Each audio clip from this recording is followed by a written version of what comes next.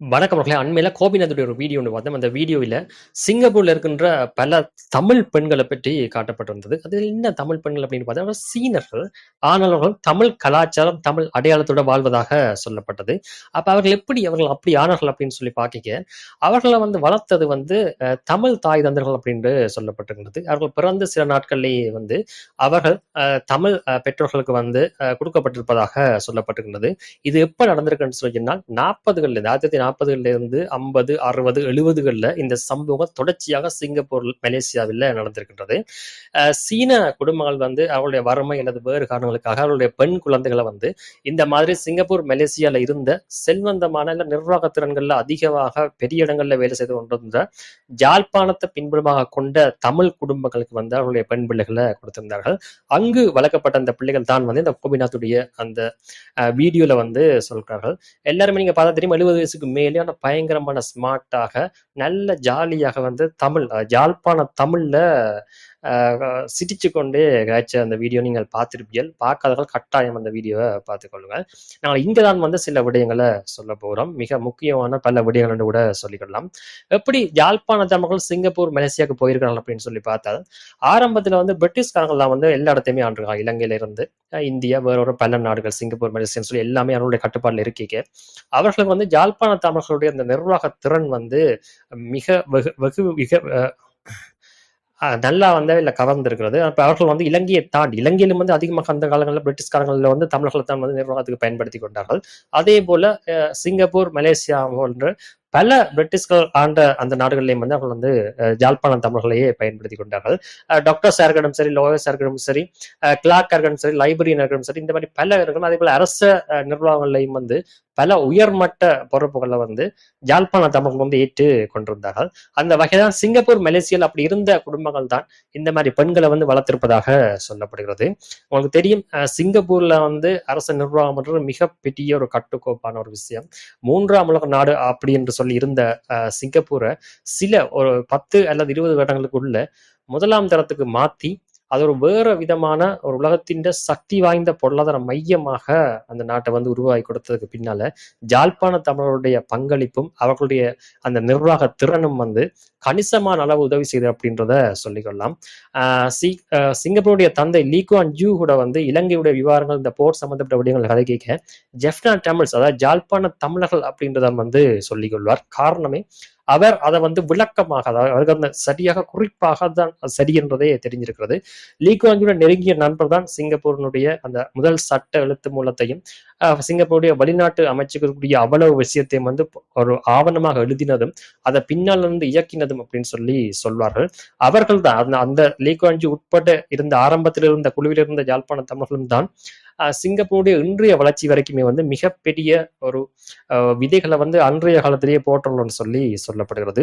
இப்ப சிங்கப்பூர் என்று பார்த்தா, சிங்கப்பூர் அந்த அவ்வளவு வேகமாக 70களிலேயே வளர்ந்த பிறகு சைனா அப்ப பெரிய அளவில் எந்த ஒரு வளர்ச்சியுமே இல்லை. சாதாரண நாடாகத்தான் இருந்தது. அதை விட மிகப்பெரிய வறுமை, ஊழல் அப்படி இல்லாத பொருளாதார ஒழுங்கமைப்பு எதுவுமே இல்லாமல் இருந்தது. 1978ஆம் ஆண்டு சைனா பிரதமர் சிங்கப்பூருக்கு சிங்கப்பூரை பார்த்த பிறகுதான் சிங்கப்பூரினுடைய அந்த பொருளாதார மாடல், நிர்வாக மாடலை முழுமையாக இந்த இடத்துல இருந்து சைனா இனி நாங்கள் அதைத்தான் ஃபாலோ பண்ண போறோம் அப்படின்ற மாதிரி சொன்னார்கள். அதையே அப்படியே பின்தொடர்ந்து அவர்கள் வந்தார்கள். அதே 20 வருஷத்துல, அதுக்கு அடுத்த 20 வருஷத்துல உலகத்தின் முக்கியமான பொருளாதார வல்லரசாக சைனா மாறினது. உங்களுக்கு இப்ப இன்றைக்கு 2026ல சைனா உலகத்துல எங்க நிக்குதுன்றது தெரியும். அது தவிர்க்க முடியாத, யாராலுமே தொட்டு பார்க்க முடியாத எந்த ஒரு போர்களுமே அதாவது எந்த ஒரு போர்களுக்கும் போய்த்தான் தன்னை வல்லரசா காட்டணும் என்ற எந்த ஒரு நிலையெல்லாம் தாண்டி அவர்கள் இருக்கிறார்கள். இப்ப எனக்கு தெரியும், உங்களுக்கு அமெரிக்கா தன்னை வல்லரசு தானே தண்டை வாயில சொல்ல வேண்டி இருக்கிறது. அதுக்காக பல போர்களை வருஷத்துக்கு எல்லாம் செய்ய வேண்டி இருக்கிறது. வாரவன் போறவங்க எல்லாம் காசை அள்ளி கொடுக்க வேண்டியெல்லாம் இருக்கிறது. என்ன நடக்குன்னு தெரியாமலே இதெல்லாம் செஞ்சு கொண்டிருக்கிறார்கள். ஏன்னா தங்களுடைய வல்லரசு அப்படின்றத தங்கள் தான் வல்லரசு அப்படின்றத நிரூபிக்கிறதுக்காண்டியும் தங்களுடைய இடத்தை தக்க வைக்கிறதுக்காகவும் அதெல்லாம் செய்து கொண்டிருக்கிறார்கள். ஆனால் மறுபுறத்துல சைனா பார்த்தீங்கன்னு சொன்னால் எந்த ஒரு விடயமுமே அவர்கள் இந்த மாதிரி செய்யறதே இல்லை. இது எதுவுமே செய்யாமலேயே அவர்கள் தாங்களாக அந்த விடயங்களை நிரூபித்திருக்கிறார்கள். அதெல்லாம் 10 படிக்கு மேலே என்று கூட சொல்லிக்கொள்ளலாம். இதுதான் உலகத்தினுடைய நிஜம். சரி, அப்ப யாழ்ப்பாண தமிழர்களுக்கு சிங்கப்பூரினுடைய அந்த நிர்வாகத்திலேயும் அந்த சிங்கப்பூர் உருவாக்கத்தில் வந்து மிகப்பெரிய ஒரு பங்கு இருக்க, அது பின்னால வந்து இந்த மாதிரி சைனாக்கு போகுது. ஆனால் யாழ்ப்பாண தமிழர்கள் இலங்கைக்குரியவர்கள். இலங்கையில என்ன என்று பார்த்தால் எல்லாமே தலைகீழாக மாறி இருந்தது. நீங்கள் வடிவா யோசிச்சு பாருங்கள். இவ்வளவு தூரம் செய்தவர்கள் இலங்கைக்கு செய்ய மாட்டார்களா?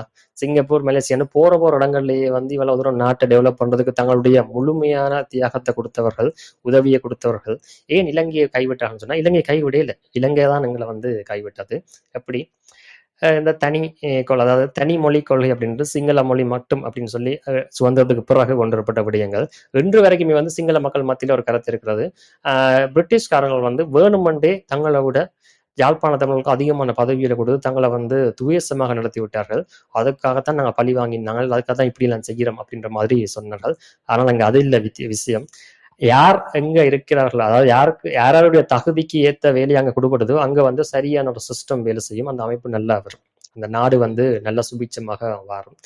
இங்க இருந்து கொண்டு இன்றைக்கு இலங்கையில் இருக்கிற பல ஜனாதிபதிகள் உட்பட இலங்கையை வந்து சிங்கப்பூரா மாத்துவோம்னு சொல்றார்கள். யாழ்ப்பாண தமிழுடைய பங்களிப்பு இல்லாமல் சிங்கப்பூரா மாறாதன்றதும், ஒரிஜினல் சிங்கப்பூரே யாழ்ப்பாண தமிழருடைய பங்களிப்புல தான் உருவாக்கப்பட்டிருக்கிறதுன்றதும் தெரியாமல், அல்லது அந்த பட்டறிவே இல்லாமல் இவர்கள் இந்த மாதிரி எல்லாம் சொல்றோம். அதாவது தமிழர்கள் ஒதுக்கி வச்சுட்டு இந்த மாதிரி இவர்கள் அதைக்கிறது இல்லாமல், அதாவது என்ன, சிங்கப்பூர் உருவாக்கின கைகளையே இவர்களை நாட்டை விட்டு கலைக்கிற அளவுக்கு நிலைமையை கொண்டு வந்துட்டு இன்றைக்கு சிங்கப்பூர் ஆகணும் அப்படின்னு சொல்றது எல்லாம் வந்து உண்மையில வேடிக்கையை தான் இருக்கிறது. உண்மையிலேயே அதில் விருப்பம் இருக்கான்றதும் ஒரு சந்தேகத்துக்குரிய ஒரு விஷயமா தான் உண்மையில இருக்குது. தங்களுடைய ஈகோ விட்டு அவர்கள் அதை சரியான முறையில் நிர்வாகத்திறனை வச்சிருந்தாலே அது நாடு வந்து இலங்கை எப்போ மாதிரி இருக்கும். உங்களுக்கு தெரியும், சிங்கப்பூரை இலங்கை நம்மள பின்பற்றணும்னு சொல்லி ஒரு காலத்துல அப்படித்தான் அவர்கள் இருந்தார்கள். அதுக்கெல்லாம் யார் காரணம் உங்களுக்கு தெரியும். அப்படி இருக்கேக்க அதை அதாவது நாங்கள் வந்து நல்லா இருந்துட்டு அழிஞ்சிருக்கிறோம்ன்றதான் இங்க விஷயம். அதை ஏன் திருப்பி கொண்டு வரணும்னு சொல்லி சொன்னால் அந்த சரியான நல் இணக்கம்ன்றதும் யாருக்கு மரியாதை இங்க அதிகமா கொடுக்கப்படணுமோ அதை சரியா கொடுத்தால் மட்டும்தான் இங்க வந்து நாடு சிறக்கும். பிழையானவர்கள், தவறானவர்களுக்கோ அல்லது இவர்கள் எங்கண்ட ஆக்கள் அல்லது எங்கண்ட மொழி பேசுறவர்கள், எங்கண்ட மதத்துக்குரியவர்கள் அப்படின்றதுக்காக மட்டும் போலியாக மரியாதை கொடுத்து கொண்டிருந்தால் அவையிலும் அழியத்தான் போகிறார்கள். நாடும் அழிகிறதுக்குரிய வாய்ப்பு தான் வந்து போய்கொள்ளுமே ஒழிய வேறு எதுவுமே நடக்காது. இதுல யாழ்ப்பாண தமிழர்கள் நாட்டை விட்டு, அதாவது இந்த உள்நாட்டு போர்களால வந்து இவ்வளவு திறமையான பலர் வந்து நாட்டை விட்டு போயிருக்கிறார்கள்.